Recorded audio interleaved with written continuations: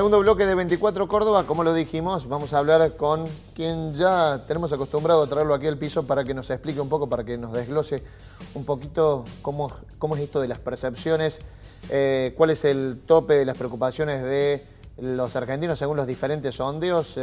Alguien que sistematiza muy bien todos los datos que andan dando vueltas, los ordena y nos explica de qué se trata. Norman Berra, muchas gracias por venir.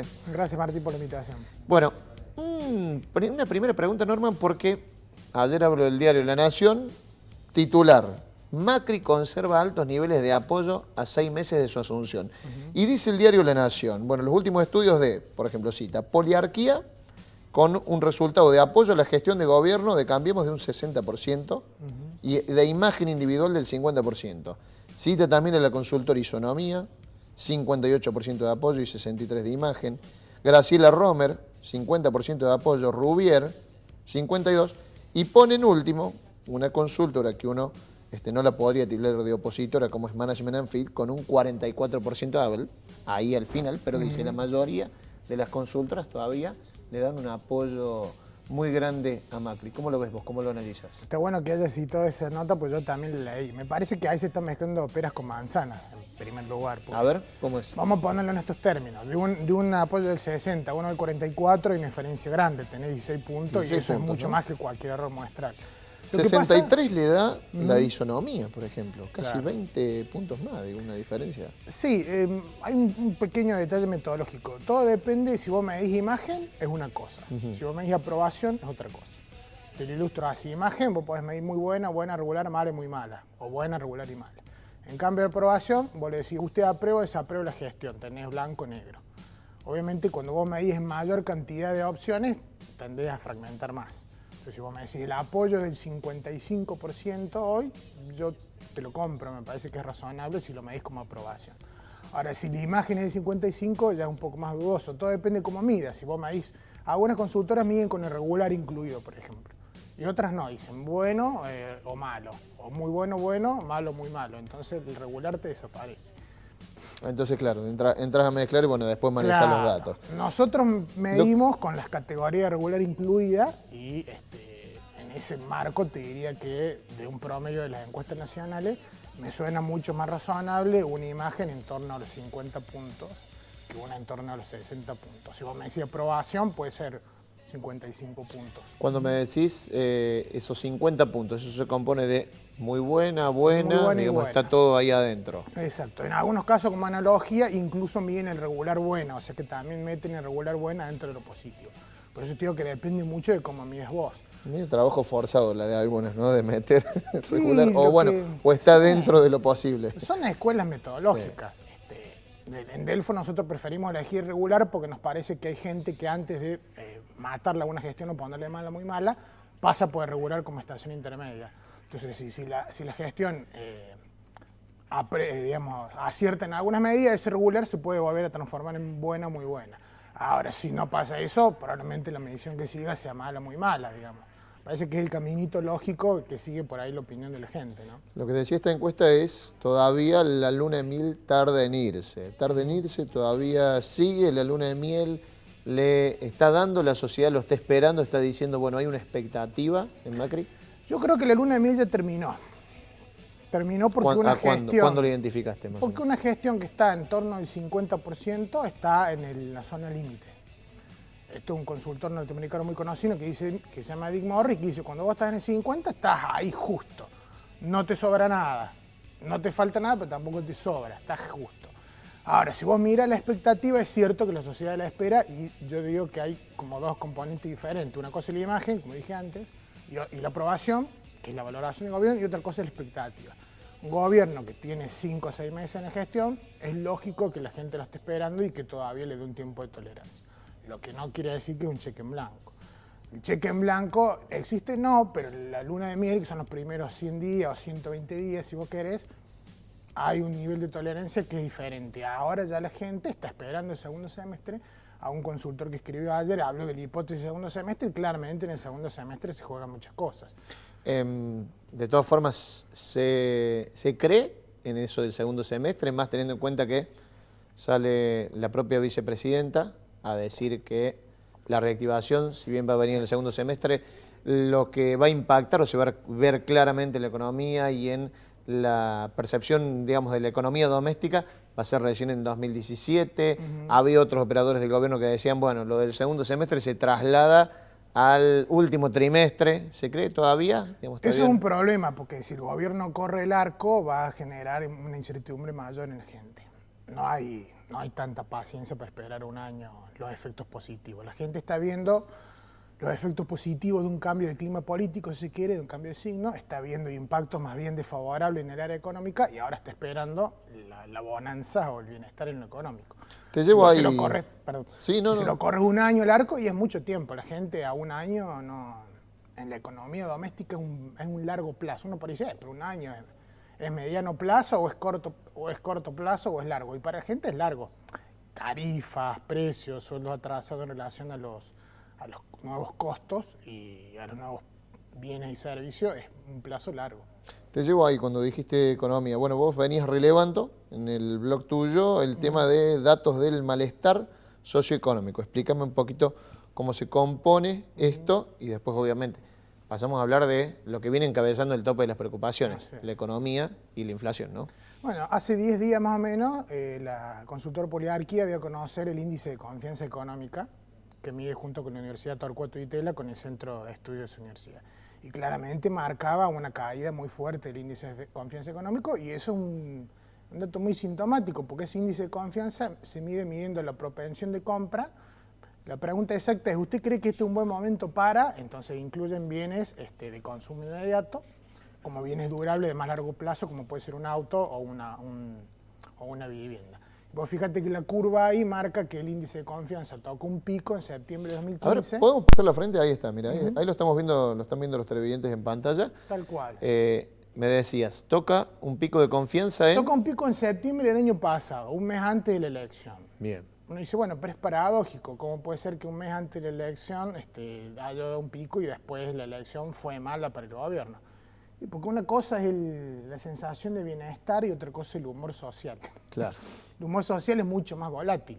En ese momento uno parece, bueno, hay un pico ahí, pero también había un malestar o un mal humor por distintas variables.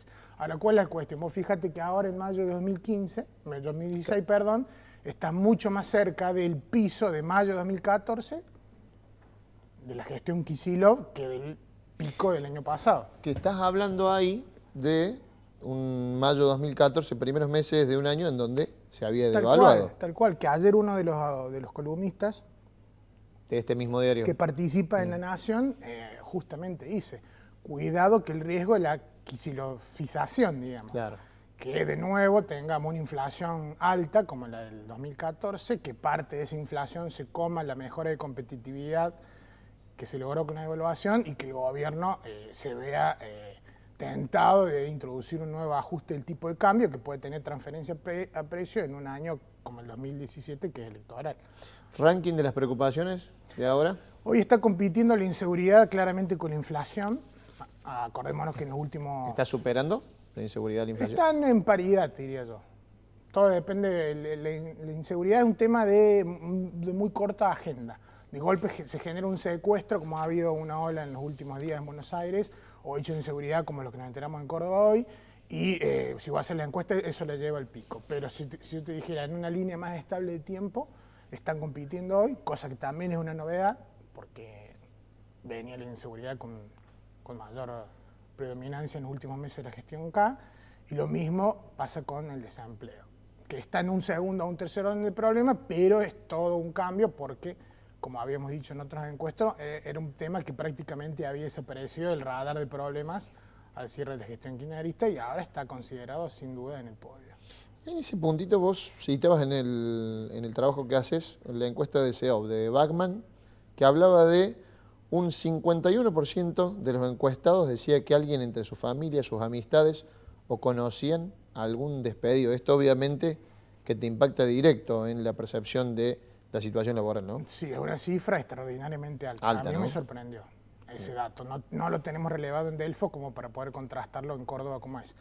pero una cifra muy alta. De todas formas, y esto también coincido ayer con Fornoni que lo decía, el desempleo es un problema de una entidad diferente a la inflación. Una inflación la vivís cotidianamente en tu economía doméstica. El desempleo puede ser un temor, puede aparecer en el horizonte tuyo a mediano plazo o en el horizonte de un familiar, pero no es algo que vivas ya, salvo, claro, que estés desempleado ya. Pero la inflación la vivís en cualquier posición de la estructura social en la que estés. Esa es la diferencia. Hace algunos meses lo miraban, en realidad hace un mes, cuando se estaba discutiendo la ley de emergencia ocupacional, lo miraban raro a Felipe Solá cuando dijo hay un clima de despido. Se podría estar dentro de esa lógica, entenderlo así. Sí, hay una preocupación fuerte instalada que si uno lo ve a nivel de los datos duros, oficiales, es difícil contrastarla porque hay muy poca información. De distintas entidades privadas y centros de estudio aparece sin duda un incremento de los despidos y de las suspensiones, que no es un dato menor. Si uno mira las cifras oficiales que se han dado a conocer, no son tan amplias en ese sentido, más bien muestran un efecto goteo, pero están mostrando un goteo contra un primer trimestre de 2015 que ya fue contractivo, que fue el peor trimestre del año pasado. Entonces no es un dato menor. Si vos estás comparando contra el peor trimestre del 2015 y contra eso ya estás peor, digamos. Que lo mismo pasa también con el consumo minorista, ¿no? Bueno, después de los números de la CAME publicados ahora, e incluso lo vienen diciendo todos los actores de la economía, una cosa es que bajen, digamos, la venta de autos, que baje de algún, no sé, los artículos suntuarios de los comercios, pero ya cuando baja la venta en el consumo de alimentos, cuando baja la venta de los supermercados, ya se encienden un poco las luces de alerta, ¿no? Sí, sin duda, y hay estudios muy críticos. El último estudio de Indecom que salió identificó algunas pautas muy similares a las crisis del 2001, en cuanto a sustitución de marcas y de productos. Por ejemplo, dejar de comprar facturas para comprar pan común, digamos. Entonces, este tipo de conductas adaptativas, ya la venimos registrando. Nosotros en marzo medimos y encontramos que el 40% de los cordobeses ya estaba preparando su economía doméstica.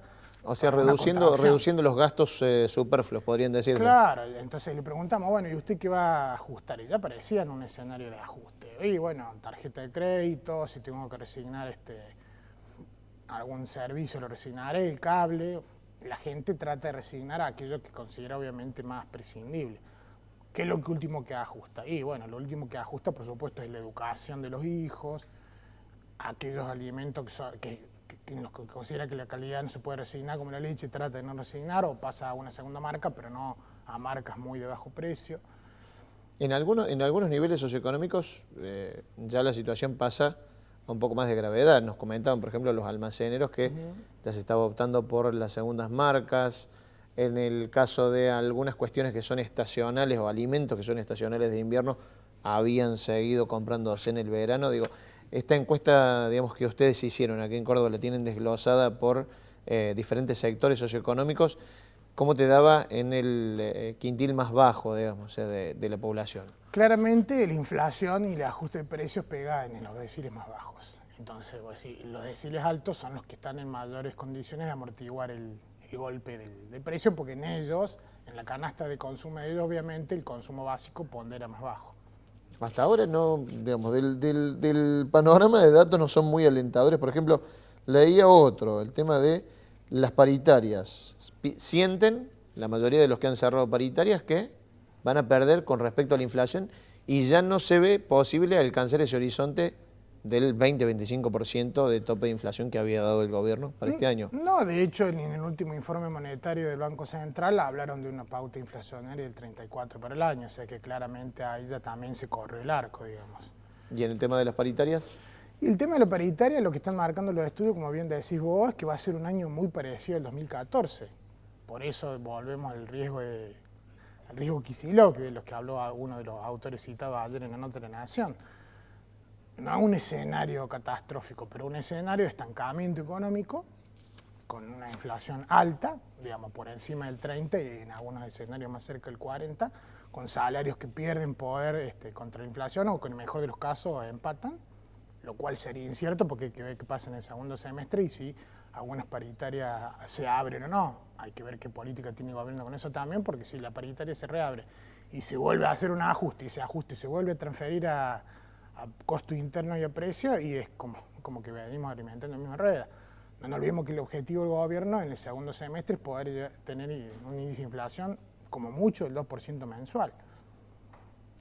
Poco probable. Estamos hablando de 12% claro. en el semestre, más un 25 mínimo en el primer semestre, y estamos en el orden de una inflación del 38%. Muy parecido al 2014, un escenario muy similar y con ajustes en otros ítems, como el tema tarifas, por ejemplo, que ahora, digamos, debido a la ola social de amparos y cautelares, también ha habido como una marcha atrás del gobierno, entonces está tratando de reacomodarse en eso.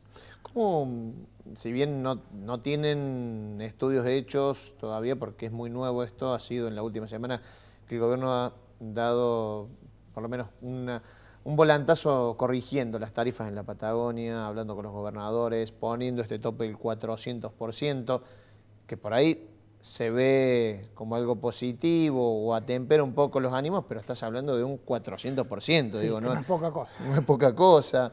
Siguen, por ejemplo, en diferentes provincias las medidas cautelares. Un hecho concreto es San Luis, que no le va a hacer caso a lo que dijo la Nación, sino lo que dice su propia justicia, que el tope de aumento no va a superar, creo que decían el 70%. ¿No? Bueno, puede tener un impacto positivo esto, o cuando vuelvan a llegar las facturas y se vea que la corrección no es tanta, vuelta para atrás. A mí me parece que en las próximas mediciones hay que estar muy atento al impacto de las tarifas, porque ahí se supone que ya el gobierno terminó de definir cuál va a ser el ajuste real, si va a ser 400, si va a estar segmentado por zona, por geografía o por perfil de cliente. Hay que tener en cuenta que también que la próxima factura va a ser la que más salada, digamos. Claro. Me parece que no hay, de ninguna manera eso puede impactar positivamente. ¿El gobierno puede amortiguar el golpe? Sí, obviamente, sí. Entre un aumento del 1000 a uno del 400, el golpe va a ser menor. ¿A qué está aportando el gobierno? A que algunas otras medidas pongan un poco más de plata en el bolsillo. Si se concreta lo del aumento de los jubilados, algunas medidas más segmentadas como la devolución del IVA, en algún momento la promesa de ganancias. Me parece que el gobierno registró que, como venía la cosa, iba a un escenario de contracción de 2 puntos del PBI mínimo del año, entonces empezó a, digamos, a parchar algunas cosas, para usar un término no muy simpático, y no es casual que esté en el centro de los cuestionamientos la política energética y el ministro, ¿no? Está gastando todo su capital político para este año para empezar de cero el año que viene, elecciones legislativas, digo, tiene que hacerlo, o la mayoría de estas cuestiones que desgastan obviamente a una gestión, ¿las está apurando para hacerlas ahora? No, bueno, eso tiene una lógica política. Se supone que un presidente o un gobernador o un intendente toma las medidas más antipáticas en los primeros meses, donde cuenta con la luna de miel. Ahora, ¿cuál es el tema? Que uno tiene que diferenciar las medidas antipáticas que se agotan en el tiempo de aquellas cuyos efectos se sostienen en el tiempo. Bien. Entonces vos me decís, ¿y la inflación? Y si yo tengo una inflación de 2% por mes en el segundo semestre, bueno, tengo un 12 en 6 meses, pero tengo un 25 en el primero y tengo un 40 del año, contra un sueldo que me creció 30. Y bueno, perdí 7 puntos de poder adquisitivo. Y eso te impacta a principios de 2017. Claro, no es que yo digo se acabó el efecto de la medida en los primeros 3 meses cuando yo la tome, no, es una medida permanente. Entonces, desde el manejo de cartera política tengo que pensar en medidas o en acciones que devuelvan poder al consumo.